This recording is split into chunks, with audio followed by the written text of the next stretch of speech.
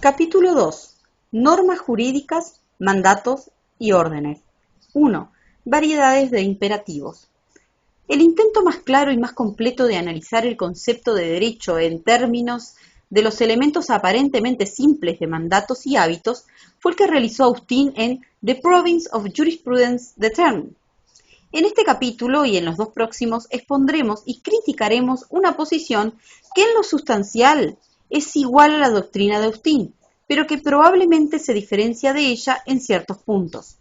Porque nuestro interés principal no está en Austin, sino en las credenciales de cierto tipo de teoría que ejerce una atracción perenne cualesquiera puedan ser sus defectos.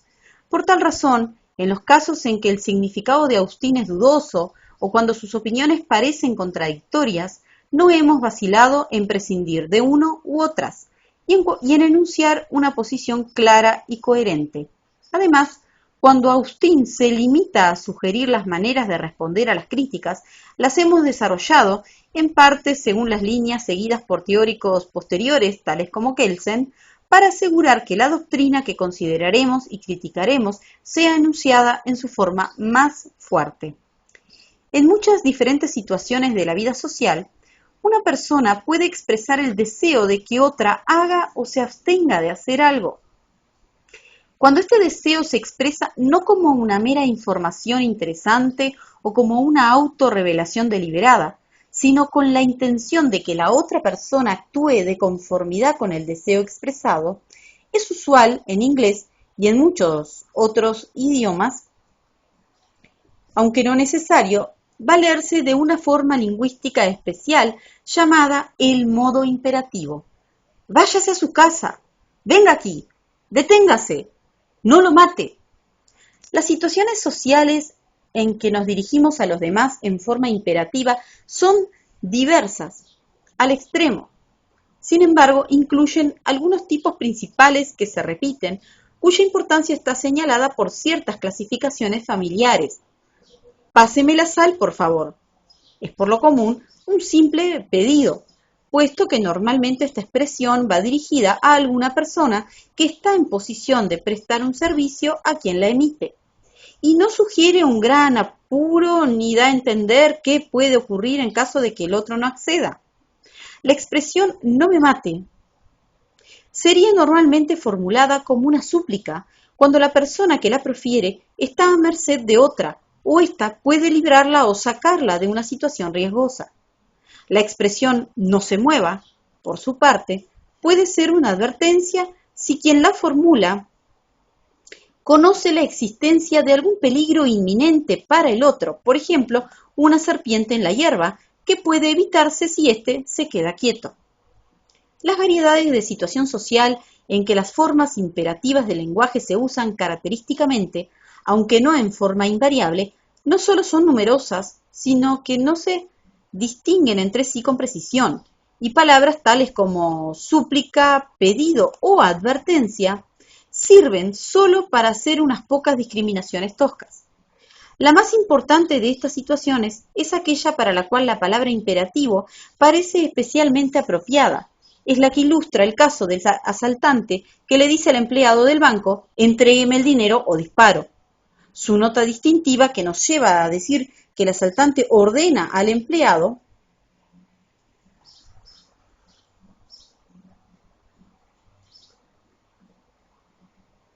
y no simplemente le pide, y menos todavía le suplica que le entregue el dinero, es que para asegurar el cumplimiento de sus deseos expresados, el primero amenaza con hacer algo que un hombre normal consideraría dañoso o desagradable. Y de esa manera, no entregar el dinero se torna una conducta sustancialmente menos preferible para el empleado. Si el asaltante tiene éxito, describiremos lo ocurrido diciendo que coaccionó al oficinista y que éste estuvo en este sentido en poder de aquel. En tales casos pueden surgir difíciles cuestiones lingüísticas. Podríamos decir con propiedad que el asaltante ordenó al empleado entregarle el dinero y que el último le obedeció, pero sería en alguna medida equívoco expresar que el asaltante dio una orden al empleado, puesto que esta frase, que tiene resonancias militares, sugiere que hay algún derecho o autoridad para dar órdenes, cosa que falta en nuestro caso. Sería completamente natural, empero, decir que el asaltante dio a uno de sus secuaces la orden de que vigilara la puerta. No es necesario que nos detengamos aquí en estas sutilezas, aunque a menudo las palabras orden y obediencia pueden parecer ligadas a una cierta sugestión de autoridad y respeto. Usaremos las expresiones órdenes respaldadas por amenazas y órdenes coercitivas para aludir a órdenes que, como la del asaltante, están apoyadas únicamente en amenazas, y utilizaremos las palabras obediencia y obedecer para referirnos al cumplimiento de tales órdenes. Sin embargo, es importante advertir, aunque más no sea que por la gran influencia que sobre los juristas ha tenido la definición de Austin de la noción de mandato, command, que la situación simple en que se emplea la amenaza del daño y nada más que ella para forzar la obediencia no es la situación en que naturalmente hablamos de mandatos, commands. Esta palabra, que en inglés no es muy común fuera de los contextos militares, lleva consigo implicaciones muy fuertes de que existe una organización jerárquica de hombres relativamente estable, como un ejército o un cuerpo de discípulos, en la que el comandante ocupa una posición de preeminencia. Típicamente es el general, y no el sargento, quien comanda y da mandatos, aunque se usan estos términos para aludir a otras formas de preeminencia especial, como cuando en el Nuevo Testamento se dice que Cristo manda a sus discípulos. Más importante, porque esta es una distinción crucial entre formas diferentes de imperativos, es el punto de que cuando se da un mandato no es menester que haya una amenaza latente de daño para el supuesto de desobediencia. Mandar es característicamente ejercer autoridad sobre hombres, no el poder de causar daño, y aunque puede ir combinado con amenazas de daños, un mandato no es primariamente una apelación al miedo, sino al respeto a la autoridad. Es obvio que la idea de un mandato, con su muy fuerte conexión con la autoridad, está mucho más cerca de la idea de derecho que la orden respaldada por amenazas de nuestro asaltante, aunque esta es un ejemplo de lo que Austin, que no toma en cuenta las distinciones hechas en el último párrafo, llama equívocamente mandato. La noción de mandato, sin embargo, está demasiado cerca del derecho para nuestro propósito, porque el elemento de autoridad involucrado en el derecho ha sido siempre uno de los obstáculos en el camino de cualquier explicación fácil de lo que el derecho es. Por lo tanto, no podemos usar provechosamente la noción de mandato en la elucidación del derecho, pues ella también implica dicho elemento. Es ciertamente una virtud del análisis de Austin, cualesquiera sean sus defectos, que a diferencia del elemento de autoridad, los elementos de la situación del asaltante no son en sí oscuros ni precisan mucha explicación. Por ello es que seguiremos a Austin en un intento de construir a partir de allí la idea de derecho. No esperaremos, sin embargo, como esperaba Austin, tener éxito, sino en cambio sacar una lección de nuestro fracaso. 2. El derecho como órdenes coercitivas. Aún en una sociedad grande y compleja como la de un Estado moderno, hay ocasiones en las que un funcionario, cara a cara con un individuo, le ordena hacer algo. Un policía ordena detenerse a un determinado conductor o moverse a un determinado mendigo. Pero estas situaciones simples no son y no podrían ser la forma típica en que funciona el derecho, aunque más no sea que por la razón de que ninguna sociedad podría mantener el número necesario de órganos para asegurar que cada uno de sus miembros sea informado en forma oficial y separada de cada uno de los actos que debe realizar. En lugar de ello, tales formas particularizadas de control o bien son excepcionales o bien constituyen complementos, auxiliares o refuerzos de formas generales de directivas, que no nombran a individuos particulares, no están dirigidas a ellos y no indican un acto particular a ser realizado. De aquí que la forma típica, incluso de una ley criminal, que de todas las variedades de normas jurídicas es la que más se asemeja a una orden respaldada por amenazas, es general de dos maneras. Indica un tipo general de conducta y se aplica a una clase general de personas de quienes se espera que adviertan que rige para ellas y que cumplan con lo prescrito. Las directivas oficiales individualizadas, cara a cara, ocupan aquí un lugar secundario. Si las directivas primarias generales no son obedecidas por un individuo particular, los funcionarios pueden recordárselas y exigirle que las acate, tal como hace un inspector de impuestos, o la desobediencia puede identificarse y documentarse oficialmente, y el castigo amenazado ser impuesto por un tribunal. Por lo tanto, en forma primaria, aunque no exclusiva, el control jurídico es un control mediante directivas que en este doble sentido son generales. Esta es la primera característica que tenemos que añadir al modelo simple del asaltante, para que reproduzca las características del derecho. El campo de las personas afectadas y la manera en que dicho campo es establecido pueden variar con los distintos sistemas jurídicos y aún con normas diferentes. En un Estado moderno se entiende usualmente que a falta de indicaciones especiales que amplíen o reduzcan la clase, sus normas jurídicas generales se aplican a todas las personas que se encuentren dentro de sus límites territoriales. En el derecho canónico se entiende de modo semejante que normalmente todos los miembros de la Iglesia se encuentran sometidos a su derecho, salvo cuando se indica a una clase más limitada. En todos los casos, el campo de aplicación de una norma es una cuestión de interpretación de la regla particular, sobre la base de dichos entendimientos generales. Vale la pena hacer notar aquí que aunque los juristas, entre ellos Austin, a veces hablan de que las normas jurídicas se dirigen a clases de personas, esto es engañoso, en cuanto sugiere un paralelo con la situación cara a cara que realmente no existe, y que no está en la intención de quienes se expresan de ese modo. Ordenar a los demás que hagan ciertas cosas es una forma de comunicación e implica realmente dirigirse a ellos, es decir, atraer su atención o hacer lo necesario para atraerla, pero dictar normas jurídicas para los demás no. Así, el asaltante, mediante una única expresión, entrégueme esos billetes, expresa su deseo de que el empleado haga algo y a la vez se dirige efectivamente a éste. Es decir, hace lo que normalmente basta para llevar esa expresión a la atención del último. Si no hiciera lo segundo y se limitara a decir las mismas palabras en una habitación vacía, no se habría dirigido al empleado en modo alguno y no le habría ordenado hacer algo. Podríamos describir la situación expresando que el asaltante se ha limitado a decir las palabras «entrégueme esos billetes». En este aspecto, dictar normas jurídicas difiere de ordenar a los demás hacer cosas. Y tenemos que tener en cuenta esta diferencia al usar esta idea simple como un modelo para el derecho. Puede ciertamente ser deseable que las normas jurídicas sean puestas en conocimiento de aquellos a quienes se aplican inmediatamente después de ser dictadas. El propósito del legislador al crear normas se frustraría si no se procediera así en la generalidad de los casos, y los sistemas jurídicos disponen comúnmente, mediante reglas especiales sobre promulgación, que tal cosa se lleve a cabo.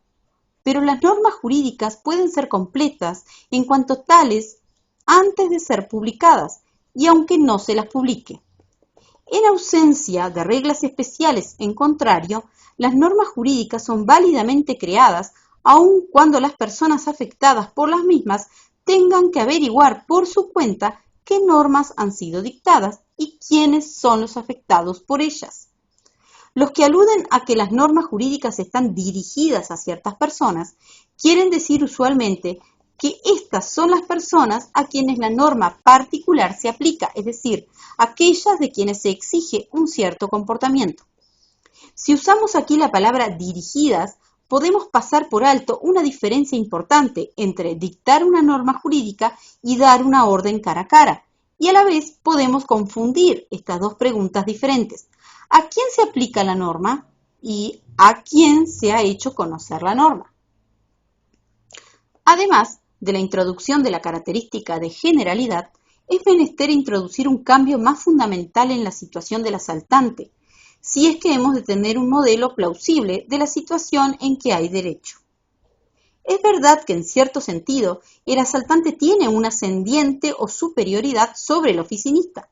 El mismo radica en su temporaria posibilidad de formular una amenaza, que puede muy bien ser suficiente para hacer que el oficinista realice el acto particular que se le ordena. No hay otra forma de relación de superioridad e inferioridad entre los dos hombres, salvo esta brevísima relación coercitiva. Pero para los fines del asaltante esto puede bastar, porque la simple orden cara a cara, entrégueme esos billetes o dispararé, se agota con la emergencia. El asaltante no da al oficinista, aunque bien puede dárselas a los secuaces de su banda, órdenes permanentes, a ser seguidas de tiempo en tiempo por clases de personas. Las normas jurídicas, sin embargo, tienen en grado preeminente esta característica de permanencia o persistencia. De aquí que si hemos de usar la noción de órdenes respaldadas por amenazas como explicatoria de lo que son las normas jurídicas, tenemos que tratar de reproducir este carácter de perdurabilidad que ellas exhiben. Es menester suponer, por lo tanto, que aquellos a quienes las órdenes generales se aplican sustentan la creencia general de que probablemente a la desobediencia seguirá la ejecución de la amenaza, no solo en la primera promulgación de la orden, sino continuamente hasta que la orden sea revocada o cancelada. Puede decirse que esta creencia continua en las consecuencias de la desobediencia mantiene vivas o en pie las órdenes originales, aunque, como veremos más tarde, el análisis de la nota de persistencia del derecho en estos términos simples presenta dificultades. Por supuesto, para que exista una creencia general de este tipo en la probabilidad continuada de la ejecución de la amenaza, puede exigirse de hecho la concurrencia de muchos factores que no podrían ser reproducidos en la situación del asaltante. Es posible que el poder para llevar a cabo amenazas unidas a tales órdenes permanentes que afectan gran número de personas solo pueda existir de hecho y solo se lo pueda concebir como existente si se sabe que un número considerable de habitantes están dispuestos a obedecer voluntariamente, es decir, con independencia del temor a las amenazas y a cooperar en la ejecución de estas contra quienes desobedezcan. Cualquiera sea el fundamento de esta creencia general en la probabilidad de la ejecución de las amenazas, tenemos que distinguirla de una característica necesaria adicional que hay que agregar a la situación del asaltante para que ella se aproxime a la situación estable en que indiscutiblemente hay derecho. Debemos suponer que, cualquiera sea el motivo de ello, la mayor parte de las órdenes son más frecuentemente obedecidas que desobedecidas por la mayor parte de las personas afectadas. Llamaremos a esto, siguiendo a Austin, un hábito general de obediencia. Y advertiremos, con dicho autor, que al igual que muchos otros aspectos del derecho, esta es una noción esencialmente vaga o imprecisa. El problema de saber cuánta gente tiene que obedecer, cuántas de estas órdenes generales tienen que ser obedecidas y durante cuánto tiempo tienen que serlo, para que haya derecho, es tan poco susceptible de respuesta precisa como la pregunta sobre el número de cabellos que debe tener un hombre para no ser calvo. Sin embargo, en este hecho de la obediencia general se encuentra una distinción crucial entre las normas jurídicas y el caso simple originario de la orden del asaltante. La mera ascendencia temporaria de una persona sobre otra es naturalmente concebida como la antítesis polar del derecho, que tiene un carácter relativamente permanente y establecido. Por cierto que en la mayor parte de los sistemas jurídicos, ejercer un poder coercitivo tan breve como el ejercicio por el asaltante constituiría un delito del derecho criminal. Queda por ver en verdad si esta noción simple, aunque confesadamente vaga, de la obediencia general habitual a las órdenes generales respaldadas por amenazas, basta realmente para reproducir el carácter estable y la continuidad que los sistemas jurídicos poseen. El concepto de órdenes generales respaldadas por amenazas dadas por alguien que generalmente es obedecido, que hemos construido mediante adiciones sucesivas a la situación simple del caso del asaltante, se aproxima obviamente más a una ley penal sancionada por la legislatura de un Estado moderno que a cualquier otra variedad de derecho. Porque hay tipos de normas jurídicas que parecen prima facie muy diferentes de tales leyes penales, y más adelante tendremos que ocuparnos de la pretensión de que también estas otras variedades de derecho, a pesar de las apariencias en contrario, solo son en realidad versiones complicadas o encubiertas de aquella misma forma. Pero incluso para reproducir las características de una ley penal en nuestro modelo construido de órdenes generales obedecidas, generalmente, algo más hay que decir acerca de las personas que dan las órdenes. El sistema jurídico de un Estado moderno está caracterizado por un cierto tipo de supremacía dentro de su territorio y de independencia respecto de otros sistemas, que todavía no hemos reproducido en nuestro modelo simple. Estas dos nociones no son tan simples como pueden parecer, pero lo esencial de ellas, desde el punto de vista del sentido común, que quizá no resulte adecuado, puede ser expresado como sigue. El derecho inglés, el derecho francés, el derecho de cualquier país moderno regula la conducta de poblaciones que habitan territorios con límites geográficos bastante bien definidos. Dentro del territorio de cada país puede haber muchas diferentes personas o conjuntos de personas que dan órdenes generales respaldadas por amenazas y que reciben obediencia habitual. Pero debemos distinguir algunas de estas personas o cuerpos, por ejemplo, el London County Council o un ministro que ejerce lo que llamamos poderes de legislación delegadas, como órganos subordinados por oposición a la reina en Parlamento, que es suprema. Podemos expresar esta relación en la simple terminología de los hábitos, diciendo que mientras al crear normas jurídicas la reina en Parlamento no obedece a nadie habitualmente, los órganos subordinados se mantienen dentro de límites legislativamente prescriptos y de esta manera puede decirse que al crear normas jurídicas son agentes de la reina en Parlamento. Si ellos no actuaran así, no tendríamos en Inglaterra un sistema de derecho, sino una pluralidad de sistemas, mientras que en la realidad, precisamente porque la reina en Parlamento es en este sentido suprema con relación a todas las restantes personas en el territorio y los otros cuerpos no lo son, tenemos en Inglaterra un sistema único, en el que podemos distinguir una jerarquía de elementos supremos y subordinados.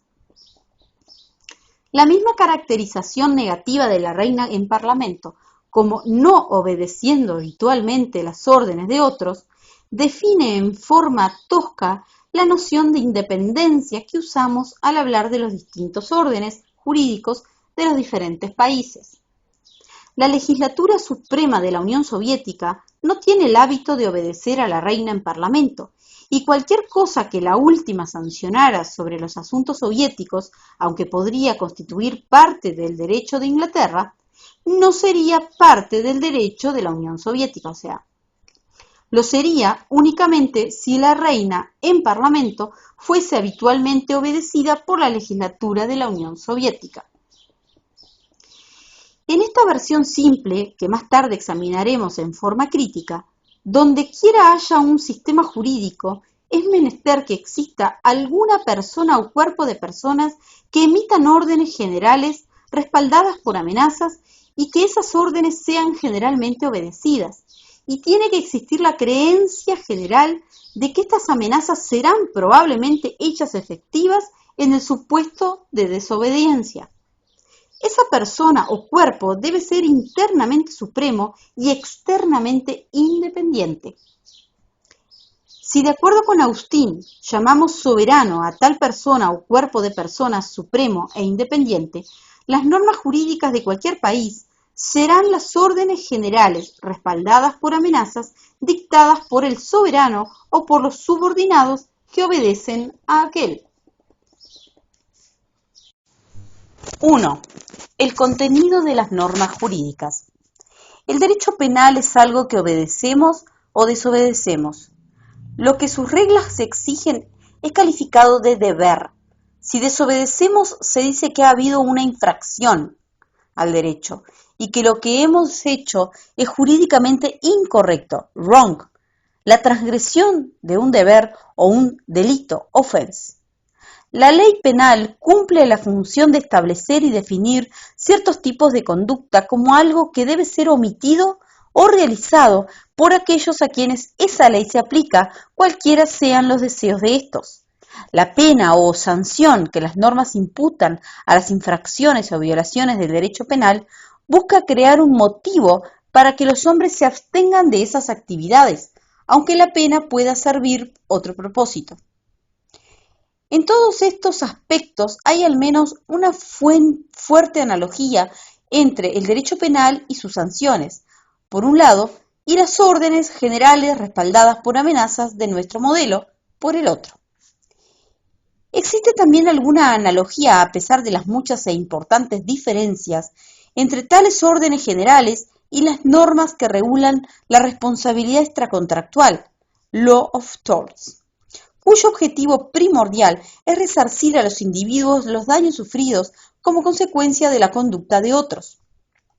También aquí se dice que las reglas que determinan qué tipos de conducta constituyen ilícitos civiles que dan lugar a acciones judiciales imponen a las personas, con prescindencia de sus deseos, deberes u obligaciones, de abstenerse de tal conducta. A ese comportamiento se lo denomina violación de un deber, y a la indemnización u otros remedios jurídicos, sanción. Pero existen importantes clases de normas jurídicas respecto de las cuales esta analogía con órdenes respaldadas por amenazas no cabe en absoluto, por cuanto ellas cumplen una función social totalmente distinta. Las reglas jurídicas que definen la manera de realizar contratos, celebrar matrimonios u otorgar testamentos válidos no exigen que las personas actúen de modos determinados, lo quieran o no. Tales normas no imponen deberes u obligaciones. En lugar de ello, acuerdan a los particulares facilidades para llevar a cabo sus deseos, al otorgarles potestades para crear, mediante ciertos procedimientos específicos y bajo ciertas condiciones, estructuras de facultades y deberes dentro del cuadro coercitivo del derecho. La potestad así conferida a los individuos para dar forma a sus relaciones jurídicas con los demás mediante contratos, testamentos, matrimonios, etc., es uno de los grandes aportes del derecho a la vida social, y es una característica que queda oscurecida si se representa todo el derecho como una cuestión de órdenes respaldadas por amenazas. La radical diferencia de función entre las normas que acuerdan dichas potestades y una ley penal se refleja en muchos de nuestros modos corrientes de hablar acerca de las normas de aquella clase. Al otorgar nuestro testamento, podemos cumplir o no con lo establecido en el artículo 9 de la Ley de Testamentos de 1837, en cuanto al número de testigos. Si no cumplimos, el documento no será un testamento válido que crea derechos y deberes, será un acto nulo, sin fuerza o efectos jurídicos. Pero aunque sea un acto nulo, nuestra falta de cumplimiento con la cláusula legal no es una infracción o una violación de ninguna obligación o deber, ni un delito, offense, y sería un factor de confusión concebirla en tales términos. Si examinamos las diversas reglas jurídicas que confieren potestades a los particulares, veremos que ellas, a su vez, pueden agruparse en tipos diferenciables.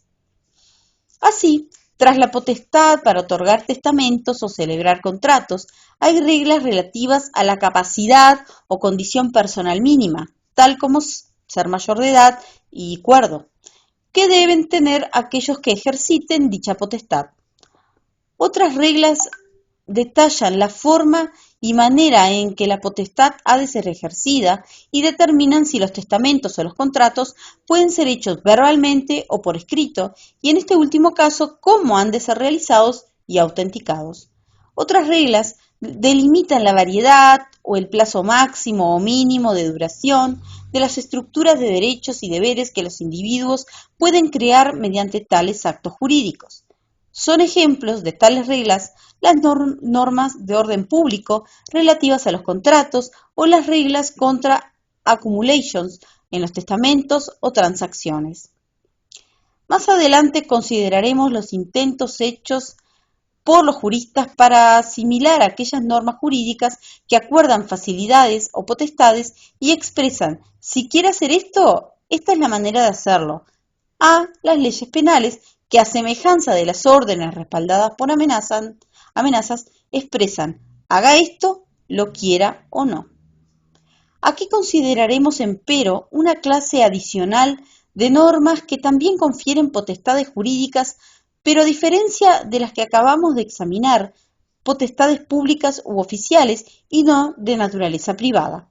Se encuentran ejemplos de ellas en las tres ramas, judicial, legislativa y administrativa, en que habitualmente, aunque en forma vaga, se divide al gobierno. Consideremos primero aquellas normas en que se basa el funcionamiento de un tribunal. Algunas de ellas especifican el objeto y contenido de la jurisdicción del juez, o como suele decirse, le dan potestad para conocer en ciertos tipos de casos. Otras especifican el modo de designación, las condiciones requeridas para ocupar el cargo y la estabilidad en la función judicial. Otras suministran cánones de conducta judicial correcta y determinan el procedimiento que debe seguirse ante el tribunal. En la County Courts Act 1959, en la Court of Criminal Appeal Act 1907 o en el título 28 del United States Code se encuentran ejemplos de tales reglas que forman algo así como un código judicial.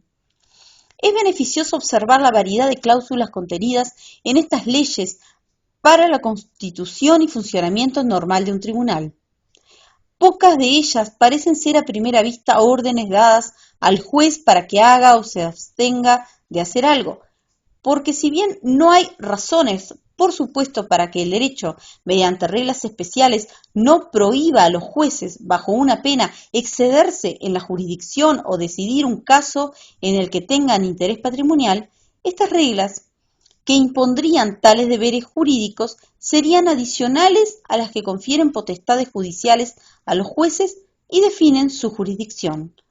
Porque el objeto de las reglas que confieren esas potestades no es disuadir a los jueces de realizar actos impropios, sino definir las condiciones y límites bajo los cuales sus decisiones serán válidas.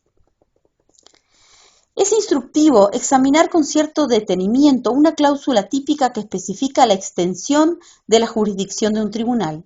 Podemos tomar como un ejemplo muy simple el artículo de la County Courts Act con las reformas de 1959 que acuerda jurisdicción a los tribunales de condado para conocer de las demandas por reivindicación de inmuebles.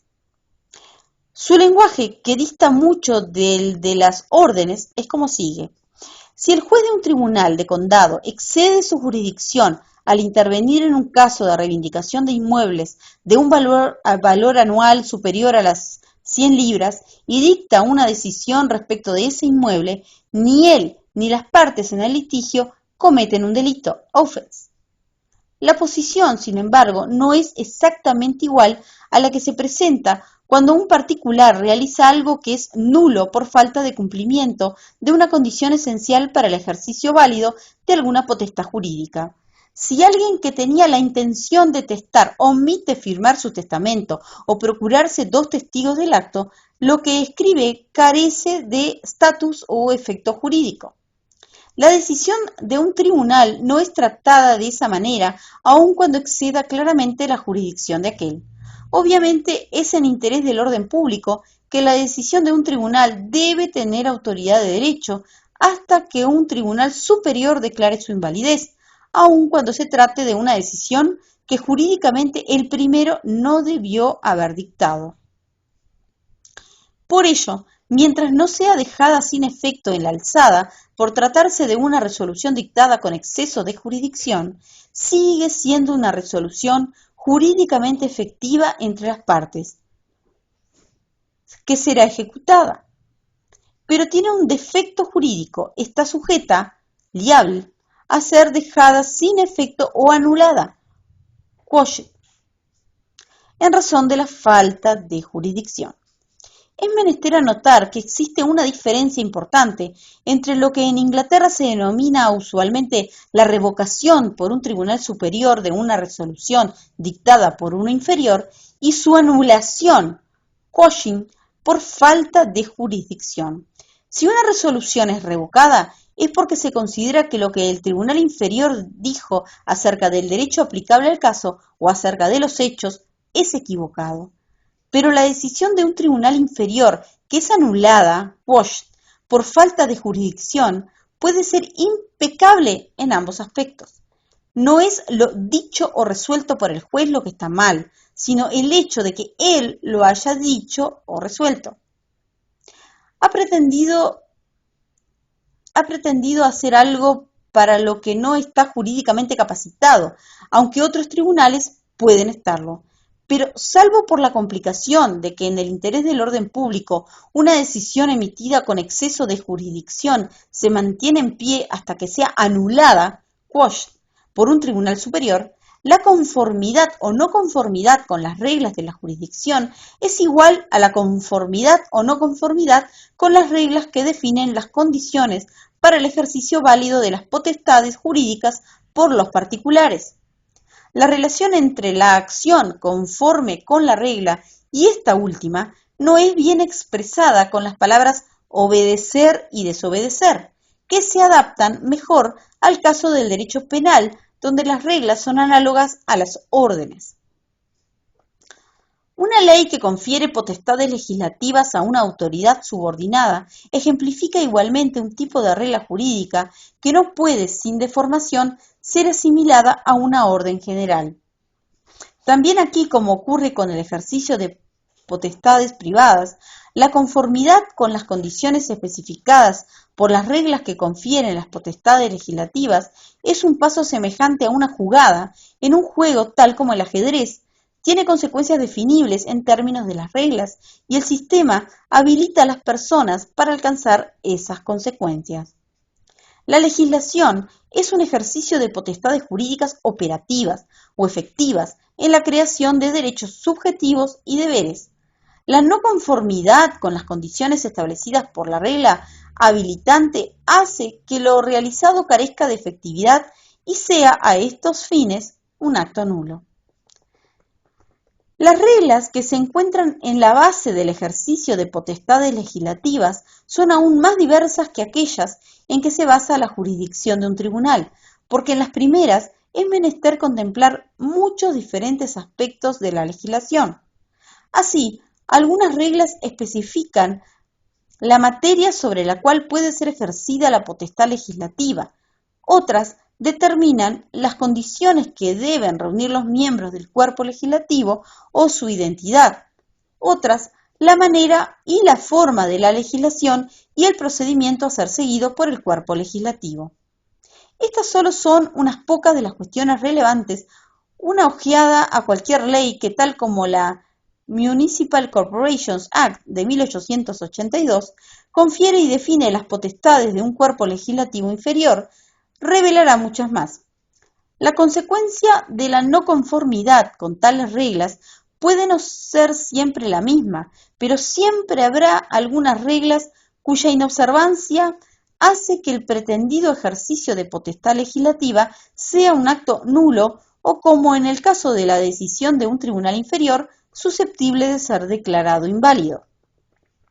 A veces las normas acuerdan valor definitivo en lo que hace el procedimiento interno, a un certificado en el que conste que los procedimientos exigidos han sido observados, y a veces las personas que, sin reunir las condiciones establecidas en las reglas, hayan participado en procedimientos legislativos, pueden ser pasibles de una pena, con arreglo a normas penales especiales que hacen de ello un delito.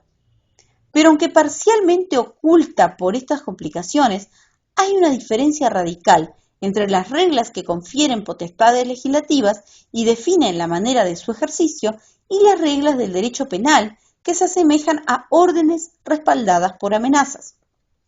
En algunos casos, sería ridículo asimilar estos dos tipos amplios de reglas.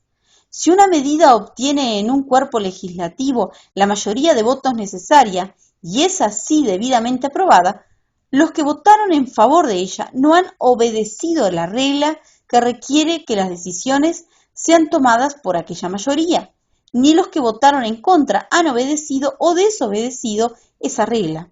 Lo mismo puede decirse si la medida no llega a obtener la mayoría necesaria y por lo tanto no se aprueba norma alguna. La radical diferencia de función entre tales reglas impide aquí el uso de la terminología apropiada a la conducta en su relación con las reglas del derecho penal. Todavía no se ha llevado a cabo una taxonomía de las variedades de normas incluidas en un sistema jurídico moderno que sea completa y detallada y esté libre del prejuicio de que todas ellas tienen que ser reducibles a un tipo simple único.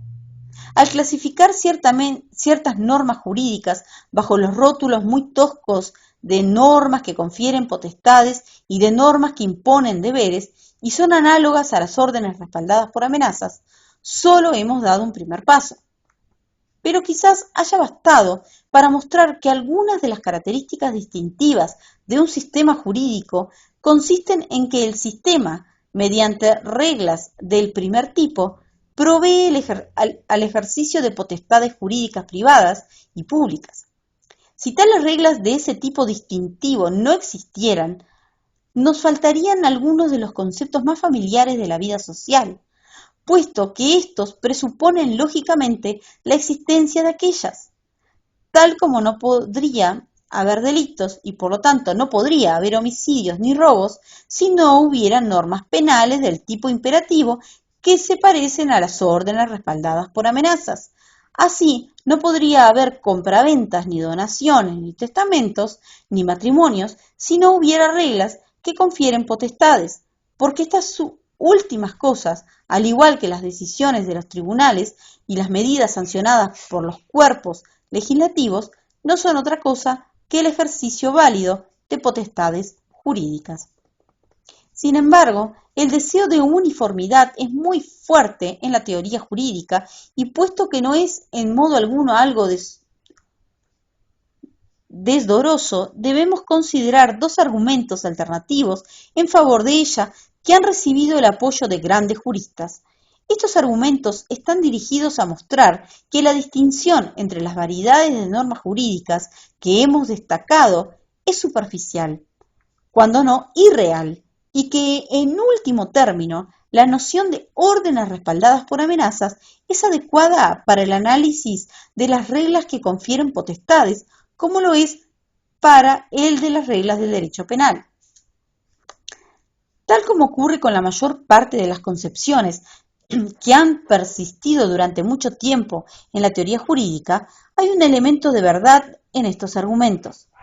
Por cierto, existen puntos de semejanza entre las reglas jurídicas de los dos tipos que hemos distinguido. En ambos casos, las acciones pueden ser criticadas o valoradas con referencia a las reglas como jurídicamente correctas o incorrectas. Tanto las reglas que confieren potestad para otorgar un testamento como la regla del derecho penal que prohíbe el robo bajo pena constituyen pautas o criterios de conducta, estándares, para la apreciación crítica de acciones determinadas. Quizás esto es lo que se quiere decir al designar a ambas como reglas. Además, es importante advertir que las reglas del tipo de aquellas que confieren potestades, aunque distintas de las reglas que imponen deberes y que tienen por ello cierta analogía con las órdenes respaldadas por amenazas, están siempre relacionadas con tales reglas, porque las potestades que ellas confieren son potestades para crear reglas generales del último tipo, o para imponer deberes a particulares que de otra manera no estarían sometidos a ellos. Esto adquiere máxima claridad cuando la potestad conferida es de aquellas que ordinariamente serían denominadas potestades legislativas. Pero, como veremos seguidamente, también es verdad en el caso de otras potestades jurídicas.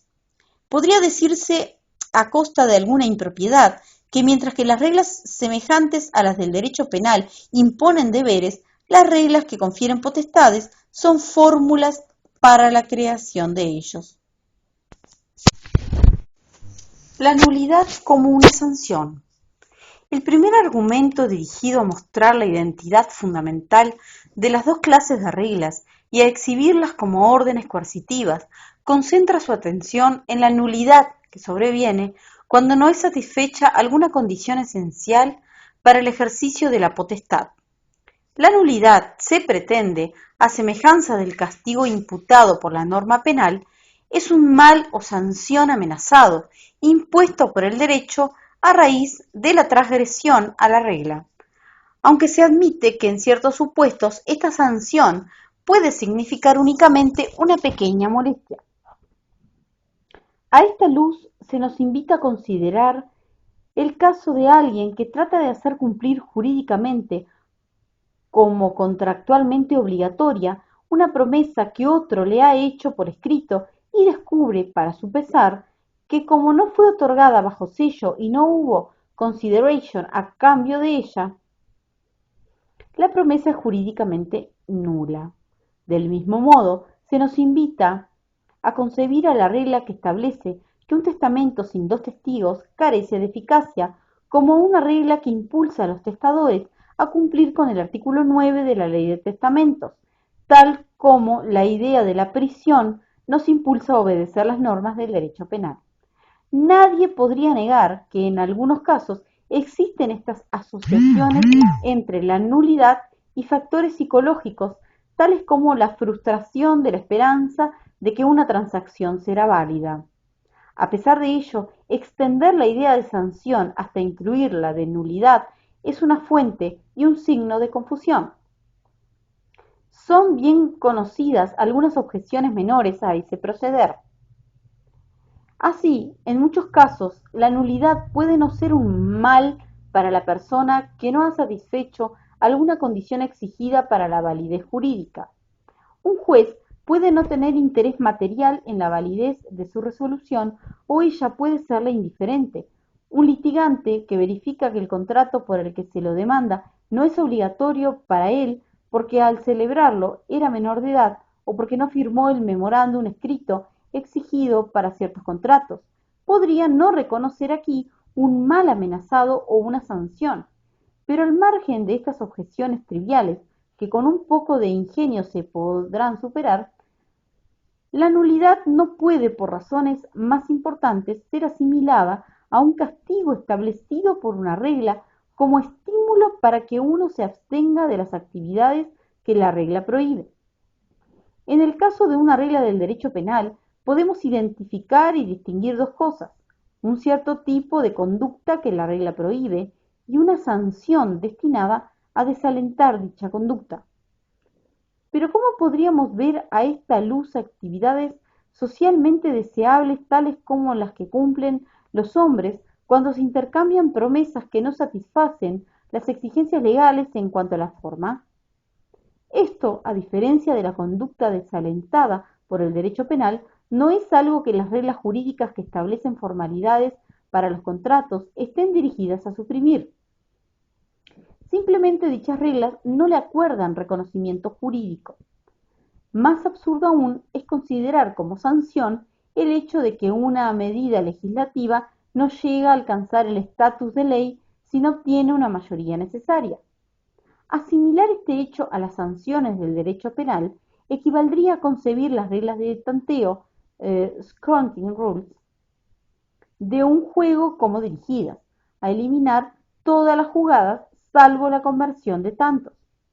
Si esto tuviera éxito sería el fin de todos los juegos, y sin embargo, solo si concebimos las reglas que confieren potestades como destinadas a hacer que la gente se comporte de cierta manera, añadiendo la nulidad como un motivo para la obediencia, podemos asimilar tales reglas a las órdenes respaldadas por amenazas.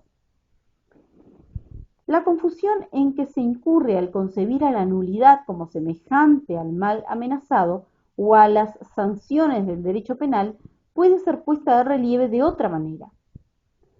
En el caso de las reglas del derecho penal, es lógicamente posible y podría ser deseable que hubiera tales reglas aun cuando no se amenazara con castigo u otro mal. Se puede sostener, por supuesto, que en tal caso no habría reglas jurídicas. Sin embargo, podemos distinguir claramente la regla que prohíbe cierta conducta, por un lado, y el establecimiento de sanciones a ser aplicadas si la regla es transgredida, por otro, y suponer que la primera existe sin la segunda. Podemos, en cierto sentido, quitar la sanción y dejar una pauta o criterio de conducta inteligible que aquella estaba destinada a hacer observar. Pero no hay la posibilidad lógica de hacer tal distinción entre la regla que requiere el cumplimiento de ciertas condiciones, por ejemplo, la firma de testigos para que haya un testamento válido, y la llamada sanción de nulidad. En este caso, si el no cumplimiento de esta condición no trajera aparejada la nulidad, no podría decirse inteligiblemente que la regla existe sin sanciones, ni siquiera como regla no jurídica. El establecimiento de la nulidad es parte de la regla misma de este tipo, de una manera distinta a como el castigo está ligado a una regla que impone deberes. Si el hecho de que la pelota no pase entre los postes no significara un acto nulo, la no conversión de un tanto, no se podría decir que existan reglas de tanteo. El argumento que hemos criticado aquí es un intento de mostrar la identidad fundamental de las reglas que confieren potestad y de las órdenes coercitivas, ampliando el significado de sanción o mal amenazado, de modo de incluir en él la nulidad de un acto jurídico cuando en su otorgamiento no se ha cumplido con tales reglas. El segundo argumento que consideraremos sigue una línea diferente, en realidad una línea opuesta. En lugar de tratar de mostrar que estas reglas son una especie de órdenes coercitivas, les niega el estatus de derecho. Para excluirlas, restringe el significado de la palabra derecho. La forma general de este argumento, que es expuesto de manera más o menos extrema por diferentes juristas, consiste en afirmar que aquellas que en forma no rigurosa o según patrones populares de expresión son aludidas como reglas completas de derecho, en realidad son fragmentos incompletos de reglas coercitivas, que son las únicas reglas de derecho genuinas. Las reglas que confieren potestad como fragmentos de normas jurídicas. En su versión extrema, este argumento negaría que aún las reglas del derecho penal, tal como se las formula generalmente, son normas genuinas. Es en esta forma que el argumento ha sido adoptado por Kelsen. El derecho es la norma primaria que establece la sanción. No hay norma jurídica que prohíba el homicidio, solo hay una norma jurídica que prescribe que los funcionarios apliquen ciertas sanciones en ciertas circunstancias a aquellos que cometan homicidio. De acuerdo con este modo de ver, lo que ordinariamente es concebido como el contenido del derecho, destinado a guiar la conducta de los ciudadanos ordinarios, no es más que el antecedente o cláusula condicionante de una regla que no está dirigida a ellos, sino a los funcionarios, a quienes les ordena aplicar ciertas sanciones si se han dado determinadas condiciones. Todas las normas genuinas, según este modo de ver, son órdenes condicionales a los funcionarios para que apliquen sanciones. Todos tienen esta forma. Si se hace, omite u ocurre algo del género X, entonces aplique una sanción del género Y. Mediante una elaboración cada vez mayor del antecedente o cláusula condicionante, las reglas jurídicas de todo tipo, incluso las que confieren potestades privadas o públicas y definen la manera de su ejercicio, pueden ser reformuladas en esta forma condicional. Así, las provisiones de la ley de testamentos que exigen 2 testigos para el acto se presentarían como una parte común de muchas diferentes directivas a los tribunales para que apliquen sanciones al albacea que en transgresión de las cláusulas del testamento se rehúse a pagar los legados. Si y solo si hay un testamento debidamente otorgado ante testigos que contenga esas cláusulas y si entonces deben aplicarse sanciones al albacea. Del mismo modo, una regla que determina el ámbito de la jurisdicción de un tribunal se presentaría como una parte común de las condiciones a ser satisfechas antes de aplicarse cualquier sanción. Así también, las reglas que confieren potestades legislativas y que definen la manera y la forma de la legislación, incluyendo las cláusulas constitucionales referentes a la legislatura suprema, pueden ser igualmente reformuladas y presentadas como especificando ciertas condiciones comunes, de cuyo cumplimiento, junto con el de otras, depende que los tribunales apliquen las sanciones mencionadas en las leyes. Esta teoría nos invita, pues, a desenmarañar la sustancia de las formas que lo oscurecen. Veremos entonces qué formas constitucionales, como lo que la reina en parlamento sanciona es derecho, o como las cláusulas de la Constitución norteamericana referentes a la potestad legislativa del Congreso, especifican simplemente las condiciones generales bajo las que los tribunales han de aplicar sanciones.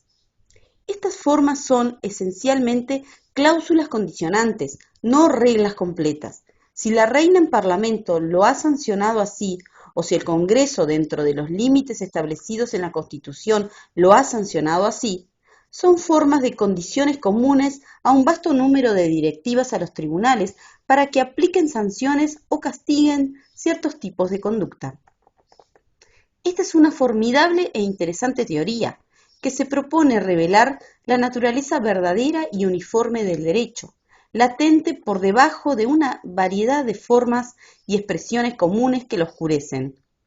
Antes de considerar sus defectos, ha de observarse que en esta versión extrema ella implica un cambio respecto de la concepción original del derecho como consistente en órdenes respaldadas por amenazas de sanciones que han de aplicarse cuando las órdenes son desobedecidas. En lugar de ello, la concepción central es ahora que las órdenes están dirigidas a los funcionarios para que apliquen sanciones. Según este modo de ver, no es necesario que haya una sanción prescripta para la transgresión de cada norma jurídica. Solo es necesario que toda norma jurídica genuina prescriba la aplicación de alguna sanción. Así, bien puede ser el caso que un funcionario que no acate tales directivas no sea punible, y por supuesto, esto suele ocurrir en muchos sistemas jurídicos. Esta teoría general, como hemos dicho, puede adoptar una de dos formas, una menos extrema que la otra. En la forma menos extrema, la concepción original del derecho, que muchos hallan intuitivamente más aceptable, como órdenes respaldadas por amenazas dirigidas entre otros a los ciudadanos ordinarios, es preservada por lo menos para aquellas reglas que desde el punto de vista del sentido común se refieren primordialmente a la conducta de los ciudadanos y no simplemente a los funcionarios. Las reglas del derecho penal, según este punto de vista más moderado, son normas jurídicas tal como se presentan y no necesitan ser reformuladas como fragmentos de otras reglas completas, porque ellas ya son órdenes respaldadas por amenazas. La reformulación, empero, es necesaria en los otros casos. Las reglas que confieren potestades jurídicas a los particulares son, tanto para esta teoría como para la más extrema, simples fragmentos de las normas completas reales, las órdenes respaldadas por amenazas. Estas últimas deben ser descubiertas preguntándonos, ¿a qué personas ordena el derecho a hacer cosas bajo una pena si no cumplen? Cuando esto es conocido, las cláusulas de reglas, tales como la de la Ley de Testamentos de 1837, en relación con los testigos del acto, y otras reglas que confieren potestades a los individuos y que definen las condiciones para el ejercicio válido de ellas, pueden ser reformuladas como que especifican algunas de las condiciones bajo las cuales surge en definitiva tal deber jurídico. Ellas aparecerán entonces como parte del antecedente o cláusula condicionante de órdenes condicionales respaldadas por amenazas o de reglas que imponen deberes. Si y solo si un testamento ha sido firmado por el testador ante dos testigos en la forma especificada y si, entonces el albacea u otro representante legal deberá ejecutar lo establecido en el testamento. Las reglas referentes a la celebración de contratos se presentarán de modo semejante como meros fragmentos de reglas que si se dan ciertos hechos o si se dicen o efectúan ciertas cosas, si el contratante es mayor de edad, si se ha obligado bajo sello o dado consideration, ordenan a las partes hacer lo que según el contrato debe ser hecho.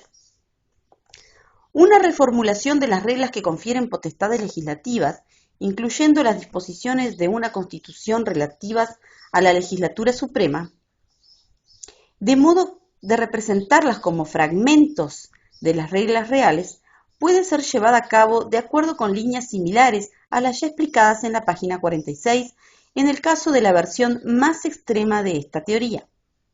La única diferencia es que en la versión más moderada, las reglas que confieren potestades son representadas por los antecedentes o cláusulas condicionantes que ordenan hacer algo a los ciudadanos ordinarios, bajo amenazas de sanciones, y no meramente, como en la teoría más extrema, como las cláusulas condicionantes de directivas a los funcionarios para que apliquen sanciones. Ambas versiones de esta teoría aparentemente intentan reducir variedades distintas de reglas jurídicas a una forma única que, se pretende, exhibe la quintaesencia del derecho.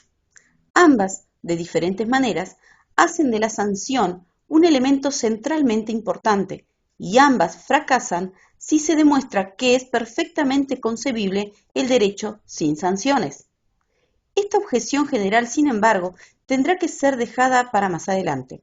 La crítica específica de ambas formas de la teoría que desarrollaremos aquí es que ellas pagan un precio demasiado elevado para adquirir la agradable uniformidad a que reducen todo el derecho, pues deforman las diferentes funciones sociales que los diferentes tipos de reglas cumplen.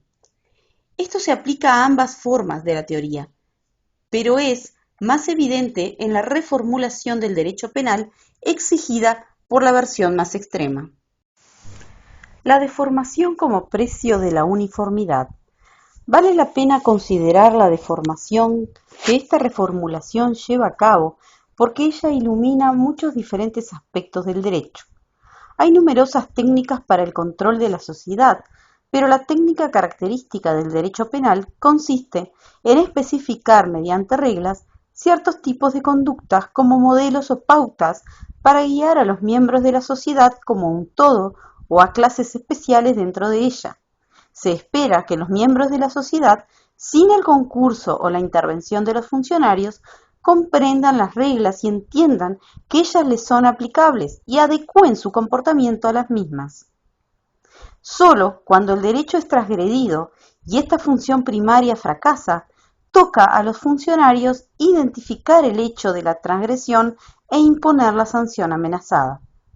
Lo que es distintivo de esta técnica comparada con las órdenes individualizadas, cara a cara, que un funcionario, tal como un agente de tránsito, podría dar a un conductor, es que los miembros de la sociedad tienen que descubrir las reglas a su riesgo y adecuar su conducta a ellas. En este sentido, se aplican las reglas a sí mismos, aunque la sanción adosada o a la regla les proporciona un motivo para dicha adecuación. Obviamente ocultaremos la forma característica en que estas reglas funcionan si nos concentramos en las que exigen a los tribunales imponer la sanción en caso de desobediencia o consideramos que estas últimas son primarias, porque tales reglas prevén la quiebra o el fracaso del propósito primario del sistema. Ellas pueden en verdad ser indispensables, pero son accesorias. La idea de que las reglas sustantivas del derecho penal tienen como función, y en sentido amplio como significado, guiar no solo a los órganos que aplican un sistema de penas, sino también a los ciudadanos ordinarios en las actividades de la vida no oficial, no puede ser eliminada sin arrojar por la borda distinciones cardinales y sin oscurecer el carácter específico del derecho como medio de control social. La sanción por un delito, tal como una multa, no es lo mismo que un impuesto a cierta actividad, aunque en ambos casos haya de por medio directivas a funcionarios para infligir el mismo daño patrimonial. Lo que distingue estas ideas es que la primera, a diferencia de la segunda, implica el incumplimiento de un deber, en la forma de una violación de una regla establecida como guía para la conducta de los ciudadanos ordinarios. Es verdad que esta distinción, generalmente clara, en ciertas circunstancias puede resultar borrosa. Se pueden establecer impuestos no para obtener ingresos, sino para desalentar las actividades gravadas. Aunque el derecho no suministre indicaciones expresas en el sentido de que éstas deben ser abandonadas, como lo hace cuando las transforma en delictuosas. Inversamente, las multas a abonar por algún delito penal pueden, en razón de la depreciación de la moneda, llegar a ser tan pequeñas que se las paga con gusto. Quizás entonces se las considera meros impuestos, y los delitos son frecuentes porque en tales circunstancias se pierde la noción de que la regla, como el grueso del derecho penal, está para que se la tome en serio en tanto que pauta o criterio de conducta. En apoyo de teorías como las que examinamos, se sostiene a veces que al reformular el derecho en la forma de una directiva para aplicar sanciones, se gana en claridad, puesto que esta forma pone de manifiesto todo lo que el mal hombre necesita saber acerca de aquel. Esto puede ser cierto, pero parece una defensa inadecuada para la teoría. ¿Por qué el derecho no habría de preocuparse igual, sino más, del hombre desconcertado o del hombre ignorante, que está dispuesto a hacerse lo que corresponde con tal que se les diga en qué consiste? ¿O del hombre que quiere arreglar sus asuntos con tal que se le diga cómo hacerlo? Por supuesto que para comprender el derecho es muy importante ver cómo lo administran los tribunales cuando llega el momento de aplicar sus sanciones. Pero esto no puede llevarnos a pensar que todo cuanto hay que comprender es lo que pasa en los tribunales. Las principales funciones del derecho como medio de control social no han de ser vistas en los litigios privados o en las causas penales, que representan provisiones vitales, pero no obstante ello accesorias, para las fallas del sistema. Han de ser vistas en las diversas formas en que el derecho es usado para controlar, guiar y planear la vida fuera de los tribunales. Podemos comparar la inversión de lo secundario y de lo principal, que esta forma extrema de la teoría efectúa, con la siguiente sugestión para reformular las reglas de un juego. Al estudiar las reglas del fútbol, un teórico podría pretender que ha descubierto una uniformidad oculta por la terminología de las reglas y por la pretensión convencional de que algunas de ellas están primordialmente dirigidas a los jugadores, otras a las autoridades, árbitros y líneas, y algunas a unos y otras. Todas las reglas, podría sostener el teórico, son realmente reglas dirigidas a las autoridades para que hagan ciertas cosas bajo ciertas condiciones. Las reglas que establecen que el hecho de que la pelota pase entre los postes constituye un gol, o que tocar la pelota con la mano constituye una falta, son en realidad complejas directivas para el árbitro. En el primer caso, para que registre el gol convertido, y en el otro, para que ordene un tiro libre. La protesta natural es que la uniformidad impuesta sobre las reglas por esta transformación de ellas oculta los modos en que las mismas operan y las maneras en que los jugadores las usan al guiar actividades orientadas por propósitos, y oscurece así la función de esas reglas en la empresa social cooperativa, aunque competitiva, que es el juego. La forma menos extrema de la teoría dejaría intactas las normas jurídicas penales y todas las otras que imponen deberes, puesto que ellas se conforman ya al modelo simple de las órdenes coercitivas. Pero todas las reglas que confieren potestades jurídicas y definen la manera de su ejercicio tendrían que ser reducidas a esa única forma. En esto queda expuesta la misma crítica que la forma extrema de la teoría. Si consideramos a todas las normas jurídicas simplemente desde el punto de vista de las personas a quienes se imponen los deberes y reducimos todos los otros aspectos de ellas al estatus de condiciones más o menos elaboradas de la incidencia de los deberes sobre aquellas, resultará que elementos que por lo menos son tan característicos del derecho como lo es el deber y tan valiosos para la sociedad como este, serán tratados como algo meramente subordinado. Las reglas que confieren potestades privadas, para ser entendidas, tienen que ser consideradas desde el punto de vista de quienes ejercen dichas potestades. Aparecen entonces como un elemento adicional introducido por el derecho en la vida social por encima del elemento de control coercitivo. Esto es así porque la posesión de estas potestades jurídicas hace que el ciudadano particular, que si no hubiera tales reglas sería un mero soporte de deberes, se convierta en un legislador privado. Adquiere competencia para determinar el curso del derecho dentro de la esfera de los contratos, testamentos, trusts y otras estructuras de derechos subjetivos y deberes que está habilitado para armar. ¿Por qué las reglas que son usadas de este modo especial y que confieren esta considerable y característica ventaja no han de ser reconocidas como distintas de las reglas que imponen deberes cuya incidencia está en verdad parcialmente determinada por el ejercicio de tales potestades? Las reglas que confieren potestades son concebidas, aludidas y usadas en la vida social en forma diferente de las reglas que imponen deberes y se las valora por razones diferentes. ¿Qué otras pruebas podrían aportarse para demostrar la diferencia de carácter? La reducción de las reglas que confieren y definen las potestades legislativas y judiciales a enunciados de condiciones bajo las cuales surgen los deberes constituye en la esfera pública un similar factor de oscuridad. Quienes ejercen esas potestades para dictar medidas y órdenes dotadas de autoridad usan estas reglas en una forma de actividad guiada por un propósito que difiere totalmente del cumplimiento de deberes o de la sumisión al control coercitivo. Representar estas reglas como meros aspectos o fragmentos de las reglas que imponen deberes es aún más que en la esfera privada oscurecer las características distintivas del derecho y de las actividades posibles dentro de su estructura. Porque la introducción en la sociedad de reglas que habilitan a los legisladores para reformar y crear reglas de deber y a los jueces para determinar cuándo estas últimas han sido transgredidas, es un avance tan importante para la sociedad como la invención de la rueda. No solo fue un paso importante, sino que, como sostendremos en el capítulo 4, bien puede ser considerado como el paso que conduce del mundo prejurídico al mundo jurídico. 2. El ámbito de aplicación. De todas las variedades de normas jurídicas, la ley penal es obviamente la que se aproxima más al modelo simple de las órdenes coercitivas. Sin embargo, aún estas normas tienen ciertas características, examinadas en este apartado, para las cuales el modelo puede cegarnos y que no entenderemos mientras sigamos bajo la influencia de él.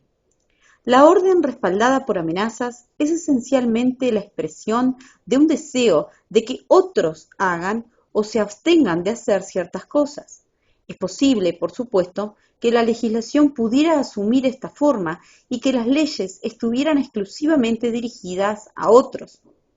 Un monarca absoluto que ejerce el poder legislativo puede, en ciertos sistemas, ser considerado siempre fuera del alcance de las leyes que dicta, y aún en un sistema democrático pueden dictarse normas que no se aplican a aquellos que las sancionan, sino únicamente a clases especiales indicadas en las reglas. Pero el ámbito de aplicación de una norma jurídica es siempre una cuestión de interpretación del precepto. Al interpretarlo, puede incluirse o excluirse a aquellos que lo dictaron, y por supuesto, hoy se aprueban muchas leyes que imponen obligaciones jurídicas a sus autores.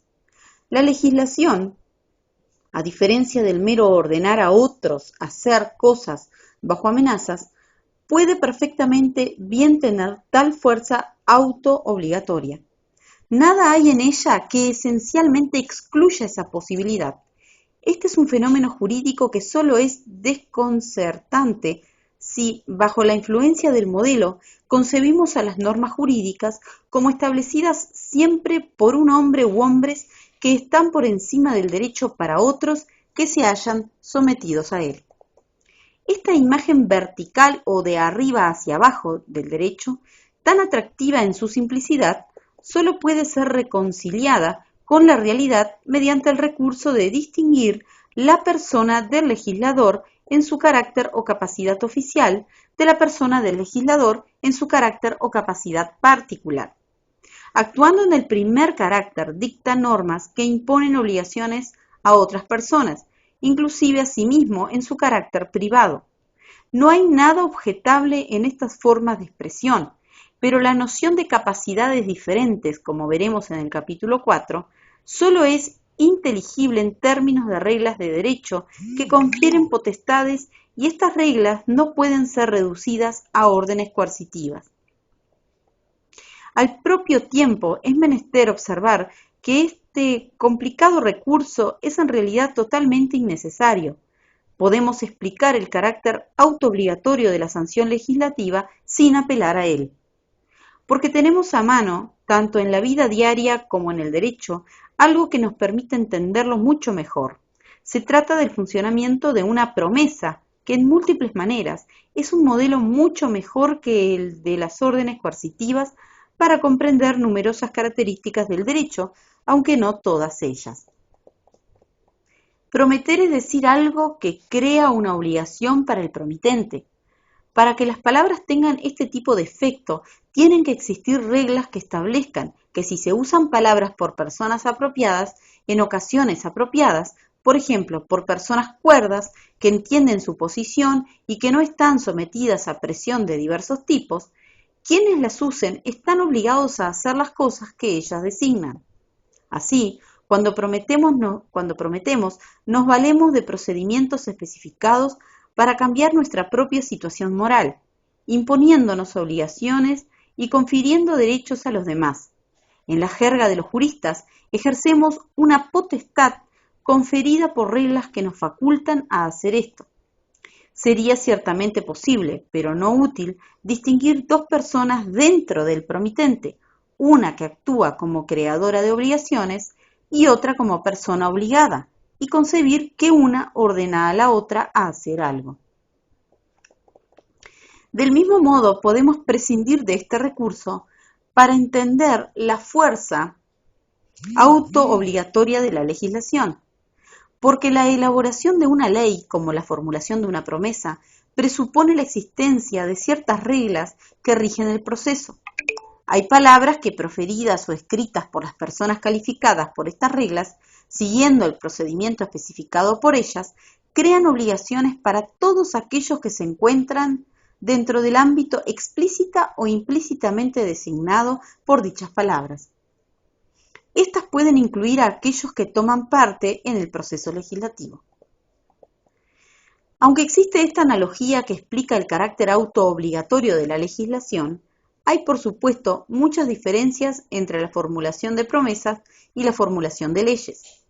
Las reglas que rigen la última son mucho más complejas y no aparece allí algo semejante al carácter bilateral de una promesa. Por lo común, no hay ninguna persona que se halle en la posición especial de aquel a quien la promesa es hecha, que tiene un derecho especial, cuando no único, al cumplimiento. Desde este punto de vista, hay ciertas otras formas de autoimposición de obligación conocidas por el derecho inglés, tales, por ejemplo, como aquella en la que una persona se declara trustee de propiedad para beneficio de otras, que ofrecen una analogía más cercana al aspecto autoobligatorio de la legislación. Sin embargo, en general, la creación de normas por vía legislativa es algo que entenderemos mejor si tenemos en cuenta los métodos privados para crear obligaciones jurídicas particulares. Lo que más falta hace como correctivo para el modelo de órdenes o reglas coercitivas es una concepción nueva de la legislación como introducción o modificación de pautas o criterios generales de conducta a ser seguidos generalmente por la sociedad. El legislador no es necesariamente como el que da órdenes a otro, que está por definición fuera del alcance de lo que hace. A semejanza del que promete, ejercita potestades conferidas por reglas y muy a menudo puede, mientras que el promitente debe caer dentro de su ámbito. 3. Modos de origen. Hasta ahora hemos limitado nuestro examen de la diversidad de normas jurídicas a leyes que, a pesar de las diferencias que hemos destacado, tienen un punto saliente de analogía con las órdenes coercitivas. La sanción de una ley, al igual que el dar una orden, es un acto deliberado de origen cierto. Aquellos que toman parte en la legislación se valen conscientemente de un procedimiento para crear derecho, tal como el que da una orden usa conscientemente una forma de palabras para asegurar que sus intenciones sean reconocidas y también acatadas. Concordantemente, las teorías que utilizan el modelo de las órdenes coercitivas para el análisis del derecho pretenden que toda norma jurídica puede ser considerada, si prescindimos de sus apariencias, como semejante en este punto a la legislación, que debe su estatus de derecho a un acto deliberado de creación jurídica. El tipo de norma que más obviamente contradice esta pretensión es la costumbre, pero la discusión sobre si la costumbre es realmente derecho ha adolecido a menudo de confusión porque no se ha llegado a deslindar dos cuestiones distintas. La primera es si la costumbre como tal es derecho o no. El significado y el buen sentido de la respuesta negativa consiste en la verdad simple de que en toda sociedad hay muchas costumbres que no son parte de su derecho. El acto de no descubrirse en presencia de una dama no es una transgresión a ninguna regla de derecho. Carece de estatus jurídico, salvo el de ser permitido por el derecho. Esto muestra que una costumbre solo es derecho si pertenece a una clase de costumbres que es reconocida como derecho por un sistema jurídico particular. La segunda cuestión se refiere al significado de reconocimiento jurídico. ¿Qué quiere decir que una costumbre es jurídicamente reconocida? ¿Consiste ello, como el modelo de las órdenes coercitivas lo requiere, en el hecho de que alguien, quizá el soberano o su representante, ha ordenado que la costumbre sea obedecida, de modo que su estatus como derecho se debe a algo que en este aspecto se asemeja al acto de legislación? La costumbre no es una fuente de derecho muy importante en el mundo moderno. Por lo común, es una fuente subordinada, en el sentido de que la legislatura puede, mediante una ley, privar a una regla consuetudinaria de estatus jurídico, y en muchos sistemas los criterios que los tribunales aplican para determinar si una costumbre puede ser objeto de reconocimiento jurídico están integrados por nociones tan fluidas como la de razonabilidad, que por lo menos dan algún fundamento a la idea de que al aceptar o rechazar una costumbre, los tribunales ejercen una discreción virtualmente incontrolada. Aún así, atribuir el carácter jurídico de una costumbre al hecho de que un tribunal o la legislatura o el soberano la han ordenado es adoptar una teoría que solo puede ser sostenida si se acuerda a ordenar un significado tan amplio que aquella queda desvirtuada. Para exponer esta teoría del reconocimiento jurídico, tenemos que recordar el papel desempeñado por el soberano en la concepción del derecho como órdenes coercitivas. Según esta concepción, el derecho es la orden del soberano o de un subordinado, a quien aquél puede elegir para que dé órdenes en su nombre. En el primer caso, el derecho es creado por la orden del soberano en el sentido más literal de orden. En el segundo caso, la orden dada por el subordinado solo será considerada derecho si a su vez es dictada en cumplimiento de alguna orden emitida por el soberano. El subordinado debe tener alguna autoridad delegada por el soberano para dar órdenes en nombre de éste. A veces esa autoridad puede ser conferida por una directiva expresa a un ministro para que dicte órdenes en una cierta materia. Si la teoría se detuviera aquí, obviamente, no se haría cargo de los hechos, por ello se la extiende y se sostiene que a veces el soberano puede expresar su voluntad de una manera menos directa. Sus órdenes pueden ser tácitas. Él puede, sin dar una orden expresa, significar sus intenciones de que los súbditos hagan ciertas cosas, no interfiriendo cuando sus subordinados dan órdenes a estos y los castigan si las desobedecen. Un ejemplo militar puede dar a la idea de orden tácita toda la claridad que ella puede llegar a tener. Un sargento que regularmente obedece a sus superiores ordena a sus hombres hacer ciertos ejercicios y los castiga cuando lo desobedecen. El general, enterado de esto, permite que las cosas continúen, aunque si él hubiera ordenado al sargento que cesaran los ejercicios, habría sido obedecido. En tales circunstancias puede considerarse que el general ha expresado tácitamente su voluntad de que los hombres cumplan con la fajína. Su no interferencia, pudiendo haber interferido, es un sustituto silencioso de las palabras que podría haber usado para ordenar los ejercicios. Es a esta luz que se nos pide que veamos las reglas consuetudinarias que tienen estatus de derecho en un sistema jurídico. Mientras los tribunales no las aplican en casos determinados, tales reglas son simples costumbres y no son en modo alguno derecho. Cuando los tribunales las usan y con arreglo a ellas dictan órdenes que son aplicadas, entonces por primera vez esas reglas reciben reconocimiento jurídico. El soberano, que podría haber interferido, ha ordenado tácitamente a sus súbditos obedecer las órdenes de los jueces amoldadas a las costumbres preexistentes. Esta versión del estatus jurídico de la costumbre es susceptible de dos críticas diferentes. La primera es que no es necesariamente verdad que mientras que las reglas consuetudinarias no son usadas en los litigios, carecen de estatus como derecho. La afirmación de que las cosas son necesariamente así es meramente dogmática o no distingue lo que es necesario y lo que puede ocurrir en ciertos sistemas. ¿Qué razón hay para que las leyes hechas de cierta manera definida sean derecho antes de su aplicación por los tribunales en casos particulares y no lo sean también las costumbres de ciertos tipos definidos?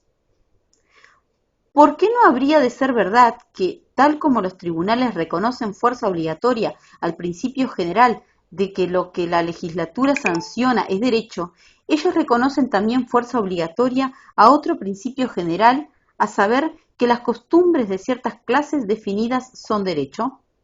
¿Qué hay de absurdo en la afirmación de que cuando se presentan casos particulares, los tribunales aplican la costumbre, al igual que la ley, como algo que es ya derecho y en razón de que lo es?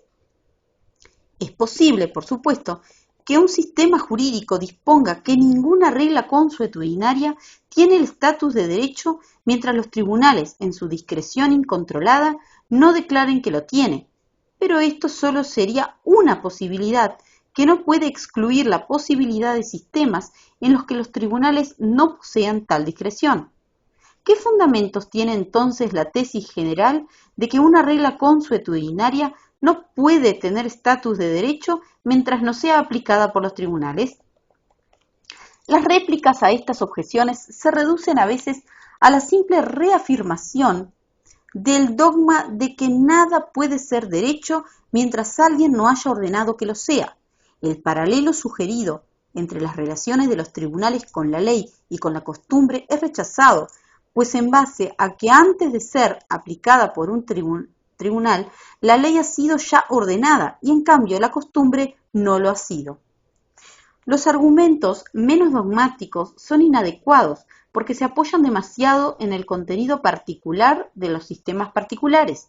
Se suele decir que el hecho de que en el derecho inglés una costumbre puede ser rechazada por los tribunales si no satisface el criterio de razonabilidad, demuestra que la costumbre no es derecho mientras no sea aplicada por los tribunales. Esto, en el mejor de los casos, solo prueba algo acerca de la costumbre en el derecho inglés. Ni siquiera esto puede darse por demostrado, a menos que sea verdad, como algunos pretenden, que no tiene sentido distinguir entre un sistema en el que los tribunales solo están obligados a aplicar ciertas reglas consuetudinarias si son razonables, y otro sistema en el que los tribunales gozan de una discreción incontrolada a ese respecto. La segunda crítica a la teoría de que la costumbre, cuando es derecho, debe su estatus jurídico a la orden tácita del soberano es más fundamental. Aun cuando se conceda que ella no es derecho mientras no sea aplicada por el tribunal en el caso particular, ¿Es posible considerar la no interferencia del soberano como una expresión tácita del deseo de que la regla sea obedecida? Aún en el simple ejemplo militar de la página 57, del hecho de que el general no interfirió con las órdenes del sargento, no se sigue necesariamente que deseaba que fueran obedecidas. Él pudo haber querido simplemente no contradecir a un buen subordinado, en la confianza de que los hombres hallarían alguna manera de eludir los ejercicios. Sin duda que en algunos casos podríamos inferir que el general quería que se hicieran los ejercicios, pero si lleváramos a cabo esa inferencia, una parte relevante de nuestra prueba sería el hecho de que el general sabía que se habían dado las órdenes, que tuvo tiempo de considerarlas y que decidió no hacer nada. La objeción principal al uso de la idea de las expresiones tácitas de la voluntad del soberano para explicar el estatus jurídico de la costumbre es que en cualquier Estado moderno rara vez es posible atribuir al soberano tal conocimiento, consideración y decisión de no interferir, sea que identifiquemos al soberano con la legislatura suprema o con el electorado. Es verdad, por supuesto, que en la mayoría de los sistemas jurídicos la costumbre es una fuente de derecho subordinada a la ley.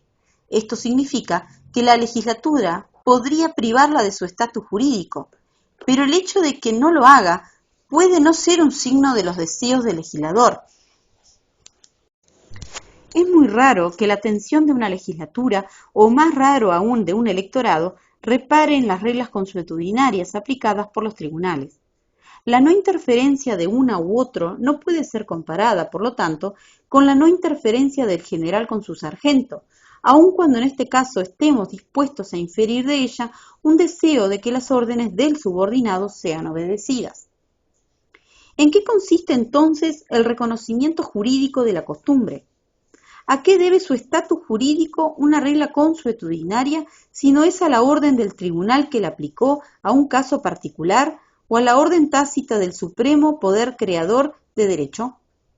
¿Cómo puede ser derecho a semejanza de la ley antes de que el tribunal la aplique?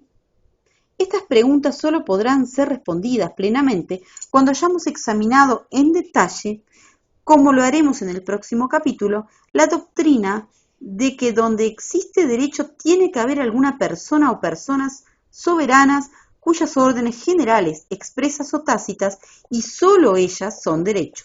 Mientras tanto, podemos resumir las conclusiones de este capítulo como sigue. La concepción del derecho como órdenes coercitivas enfrenta desde el comienzo mismo la objeción de que hay variedades de normas jurídicas que aparecen en todos los sistemas que no responden a aquella descripción en tres aspectos principales. Primero, aún una ley penal, que es la que más se le aproxima, tiene a menudo un campo de aplicación diferente al de las órdenes dadas a otros, porque tal norma puede imponer deberes tanto a quienes la han dictado como a los demás. En segundo lugar, otras leyes difieren de las órdenes en que no requieren que las personas hagan algo, sino que pueden conferirles potestades. No imponen deberes, sino que ofrecen facilidades para la libre creación de derechos subjetivos y deberes jurídicos dentro de la estructura coercitiva del derecho. En tercer lugar, aunque sancionar una ley es en ciertos aspectos algo análogo a dar una orden, algunas reglas de derecho se originan en la costumbre y no deben su estatus jurídico a ningún acto consciente de creación de derecho. Para defender la teoría de tales objeciones se han adoptado una variedad de recursos. La idea originalmente simple de un mal amenazado o sanción ha sido extendida hasta incluir la nulidad de una transacción jurídica. La noción de regla jurídica ha sido restringida hasta excluir las reglas que confieren potestades, como si ellas fueran meros fragmentos de normas. Dentro de la persona natural, simple del legislador, cuyas sanciones son autoobligatorias, se han descubierto dos personas. La noción de orden ha sido extendida a partir de una expresión verbal hasta llegar a una expresión tácita de la voluntad, que consiste en la no interferencia con órdenes dadas por subordinados. A pesar del carácter ingenioso de estos recursos, El modelo de las órdenes respaldadas por amenazas es más lo que oscurece que lo que aclara. El esfuerzo para reducir la variedad de normas jurídicas a esta única forma simple termina por imponer sobre ellas una uniformidad espuria. En verdad, buscar uniformidad aquí puede ser un error, porque como sostendremos en el capítulo 5, una característica distintiva del derecho, si no la característica distintiva del mismo, consiste en la fusión de tipos diferentes de reglas.